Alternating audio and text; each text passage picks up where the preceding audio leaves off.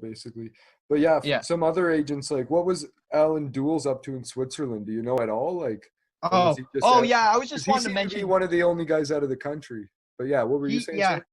I only wrote down him and wanted to mention him because he was head of the CIA through a lot of years, like I don't know, a long time. He was the first civilian head of the CIA, and he ran these projects the longest. He was also started MK Ultra, that particular one. Ah, The earlier projects like MK Artichoke and stuff were started by like his boss, yeah. and stuff like that. But during World War II, he was getting his name as an OSS agent. He was the head of the OSS in Europe, Oh, okay. and he operated Nice. out of a house in Switzerland, which I found really interesting. So he's sitting in Switzerland, right?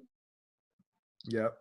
And just the border in Germany, they're doing these mescaline tests and stuff, and he's doing counter espionage, trying to figure out what's going on there. So I almost wonder if maybe he had even heard back then that they were Yeah. doing these tests, they were doing peyote tests.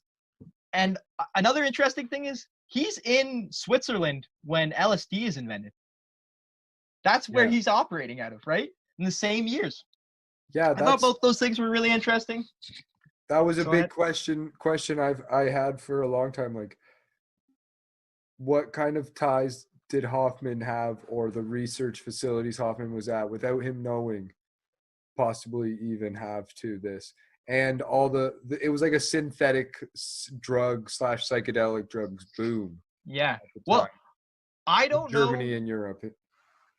Yeah. I don't know how deep Hoffman's company's relationship with CIA goes, but From what they you said, though, a lot of the stuff at that time also was just purely pharmaceutical narcotics company ran espionage yeah. as Well, well, like what one thing I IP was going to secrets. say, we do know that the CIA got all their LSD from them though.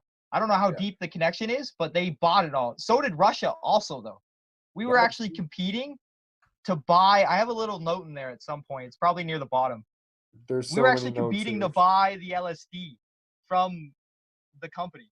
So Nuts. like Russia bought like something, I'm not going to get the numbers right. Russia No bought worries.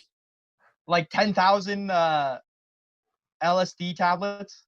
And then the CIA was like, I think it was Sidney Gottlieb probably, or Alan Dulles at this point, or maybe whoever was running Artichoke. They were like, oh shit, they're buying all this LSD. We need to fucking outdo them now. So they lied and told the government that Russia bought like 10 million tabs. So then we had to buy 100 million tabs. And however much they ended up buying, they went to the company and they were like, we don't even have that much fucking LSD, man. Like, you guys are crazy.